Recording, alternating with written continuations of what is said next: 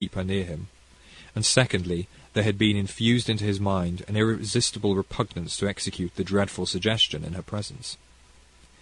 As I reasoned this point with him, Mr. Jennings wept. He seemed comforted. One promise I exacted, which was that should the monkey at any time return, I should be sent for immediately, and repeating my assurance that I would give neither time nor thought to any other subject until I had thoroughly investigated his case, and that tomorrow he should hear the result, I took my leave. Before getting into the carriage, I told the servant that his master was far from well, and that he should make a point of frequently looking into his room. My own arrangements I made with a view to being quite secure from interruption. I merely called at my lodgings, and with a travelling desk and carpet-bag set off in a hackney carriage for an inn about 2 miles out of town called the Horns, a very quiet and comfortable house with good thick walls.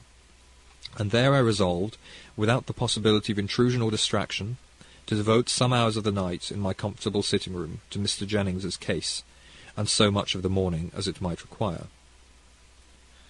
There occurs here a careful note of Dr. Hesselius's opinion upon the case, and of the habits, diet, and medicines which he prescribed. It is curious, some persons would say mystical, but on the whole I doubt whether it would sufficiently interest a reader of the kind I am likely to meet with to warrant its being here reprinted. The whole letter was plainly written at the inn where he had hid himself for the occasion. The letter is dated from his town lodgings.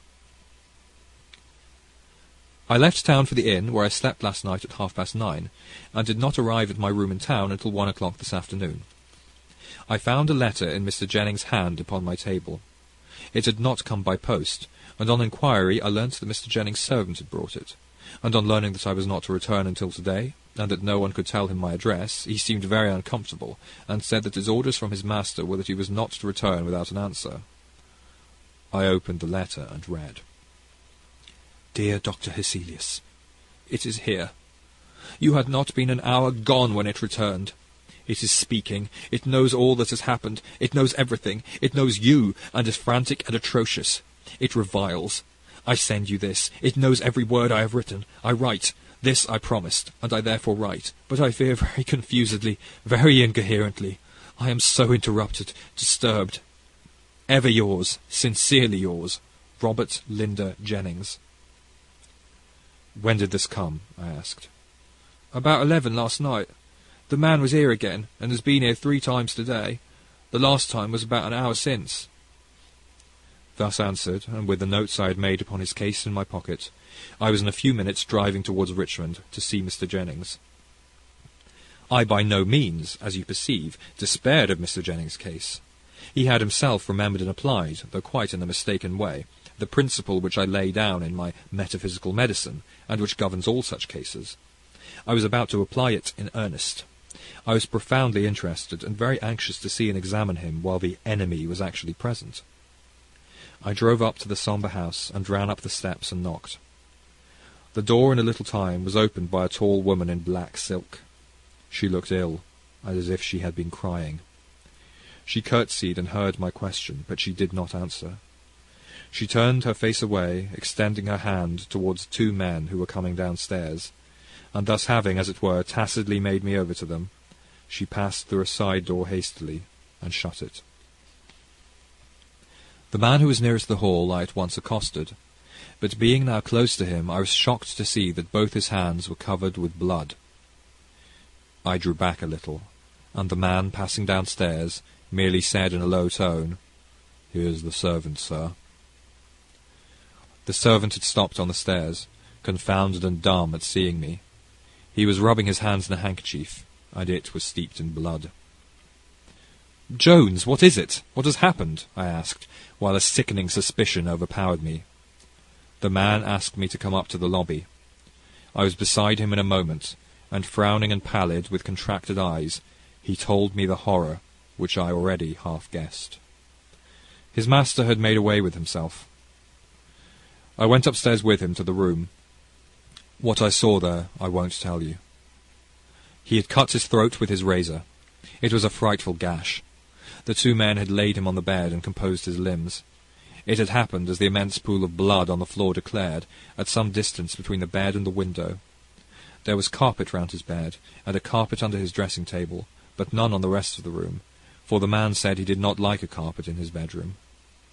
In this sombre and now terrible room, one of the great elms that darkened the house was slowly moving the shadow of one of its great boughs upon this dreadful floor. I beckoned to the servant, and we went downstairs together. I turned off the hall into an old-fashioned panelled room, and standing there I heard all the servant had to tell. It was not a great deal. "I concluded, sir, from your words and looks, sir, as you left last night, that you thought my master seriously ill. I thought it might be that you were afraid of a fit or something, so I attended very close to your directions. He sat up late till past 3 o'clock.